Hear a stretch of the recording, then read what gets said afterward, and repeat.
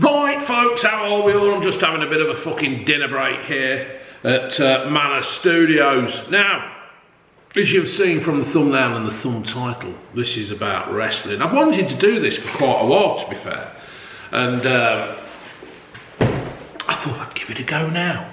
Of course, I've got super duper Wi-Fi now. I can upload it really quick. So, for those of you who have been watching me for however, and it's getting less and less every week, month, day, whatever. For those of you who have been watching me, you knew or you know that I'm a fan of the WWE. I've watched a bit of TNA and WCW. You watch them all, don't you? You have a look at them all. But I watched the WWF. I've made some notes, so if you keep looking down here, you'll know why. And my favourite wrestler is Stone Cold Steve Austin. Give me a hell yeah. Thank you. And then you look towards DX. Got two words for you. Thank you very much. And then you're moving on to, well, you know, Triple H on his own, I am the game. And then you're moving on to people like The Rock, and finally, The Rock has come back to wherever he is to get fortune. Then you've got people like HBK, the showstopper, the icon, and then you've got them all, ain't you? It's who we've grown up with, you know, the Road Dogg and Billy Gunn and China and all, they're all there. You know, many hours of my life has been spent watching the WWE. Undertaker, rest in peace. It's classic soap TV. And when Hogan left the WWE, or the WWF as it was then, and then Hall and Nash, or Diesel and Razor Ramon as they were, the bad guy, carve you up. They went and joined WCW, and they created the NWO. That was an amazing thing in wrestling because it actually lit a fire back in Vince McMahon's belly. It made him wake up and realise that there was competition. And those three getting together and starting the NWO was an amazing piece of television. It really did create the Monday Night Wars with Nitro and Raw. And it was brilliant. But the problem was, the WCW's growth was the failure because it pushed Vince McMahon. It made him do things and create things that are the like catchphrases that are used today. Quite often now you'll see a footballer or American football and they'll score and they'll give it a crotch chop.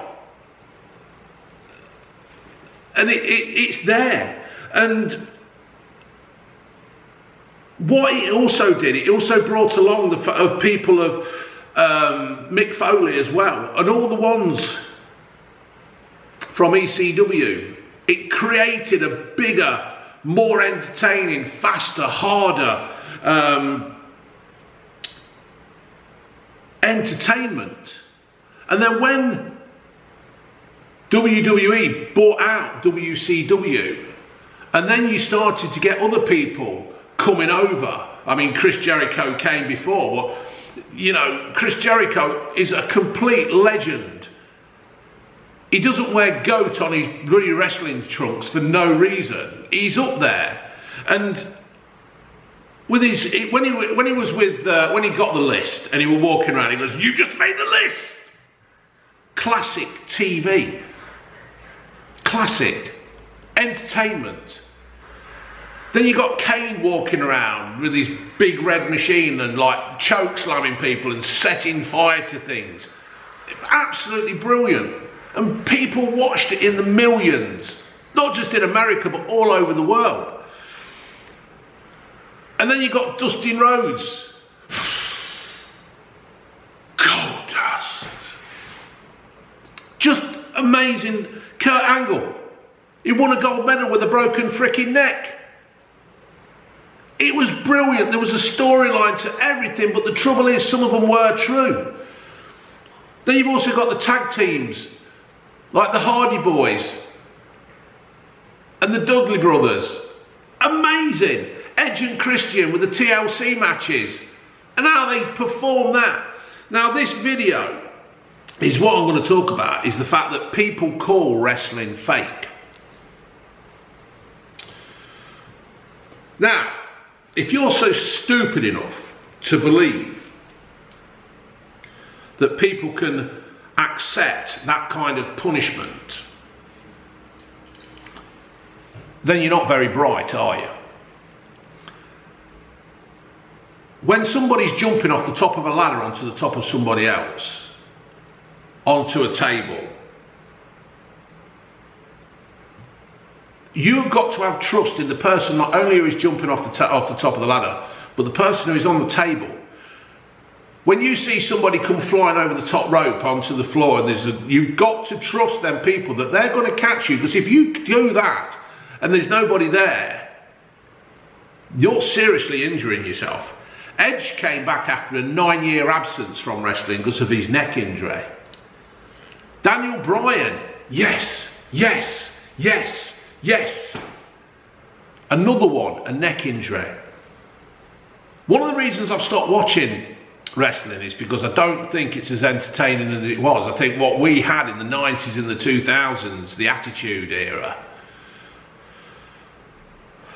ruthless aggression, was amazing.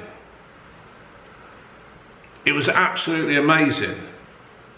The stories though today have seemed to have gone a bit sour. They don't seem to have the impact that they used to have then. Seth Rollins is doing his best to keep the WWE going. Unfortunately, we've lost Bray Wyatt, one of the greatest talents in wrestling never to fulfill himself because of his untimely death. And it is sad. And that death really upset me. Well, as upset me as a death like that can do, because obviously I didn't know him or anything, but the fact that we lost a member of the WWE at such a young age, with so much potential, was shocking. Now, people sit there and they'll say that wrestling's fake. And they will attack it and they will slag it off and take the piss. Yet they're quite willing to sit there and watch films. Notice how I say films, because I'm English, I'm not American. Yeah? They make a film, right? They make a film. And if it goes wrong, they'll just say cut, take 22 or whatever. Actors have stunt men and stunt women. If a stunt double gets injured, they just drag somebody else in. They just drag somebody in and that's it. Put them a wig on, put them dressed in the same. That's it, they move on. But if a wrestler or two wrestlers fuck up a move, that's it. There is no second take. That's Big E. Big E, capital E. The move went wrong. Broke his neck. Don't know how he is. We know he's paralysed, but we don't know how he is today, as far as I know. Tell Owen Jones, what a fucking insult I've just done there. Tell Owen Hart, you screwed that up, mate. Can we have a second shot? He can't. He screwed it up. People say it's fake. When you break your neck or die, that isn't fake. That is real life. This is men and women earning a wage in entertainment. Sting. Yeah. AEW at the moment. He's going to finish his career. Sting's in his 60s doing this. How he got up from the buckle bomb that when Seth Rollins thrown him against the corner there in WrestleMania, I do not know. I just honestly don't know. Films have scripts, soaps have scripts. The WWE has a script, the AEW, TNT, Japanese wrestling, they all have scripts. It's called entertainment and people pay a lot of money. I would rather watch the WWE than some shitty film made by a load of pedos in America. The reason why, right, I was listening to something this morning that was saying that Disney's struggling, Hollywood is struggling. The reason why they're struggling is because they have gone woke, pathetic, and they are trying to preach to the customer. The WWE hasn't done that. UFC hasn't done that. They're staying true to themselves for now. They're not going all this preaching of anything. Yeah, they do the Black Month. They join in with that. Which is probably right, because back in the day when a black wrestler came along, it was hard work. I can only imagine. But they're not doing any of this other shit that we're being forced to accept. Pat Patterson, I'm pretty sure he was a homosexual, yeah? And he adapted, and everybody liked him. Everybody got on with him. With no need to come out wearing rainbows and shit. He was just accepted. But like I was saying, the WWE has a script. Why is it so different from a film? It's not. Films last 90 minutes. A feud in the WWE can last months and months and months on a build-up to WrestleMania. Wrestlers are on the road from the families for months, or well, weeks and months on end, carrying injuries and taking all kinds of drugs to kill the pain, to sleep, to move on, to get out in the ring, to perform again for the fans. Yeah? They're taking sleeping pills and painkillers and probably mixing them with alcohol just to do the job, just to perform, just to do something they love. Is that fake? Is it fuck?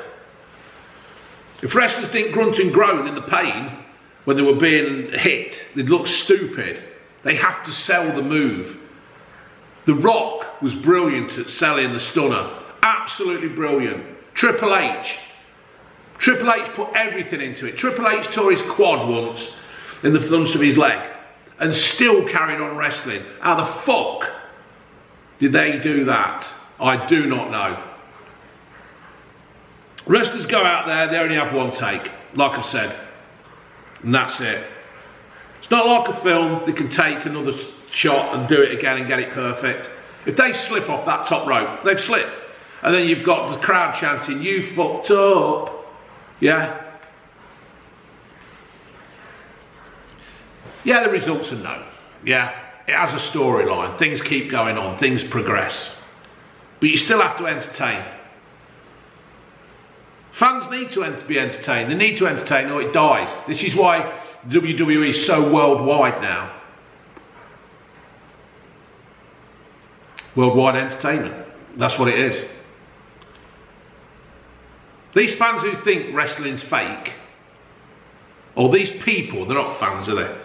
These who think that it's fake should try it. Let's see how fucking tough you are, really. Let's see how good you really are.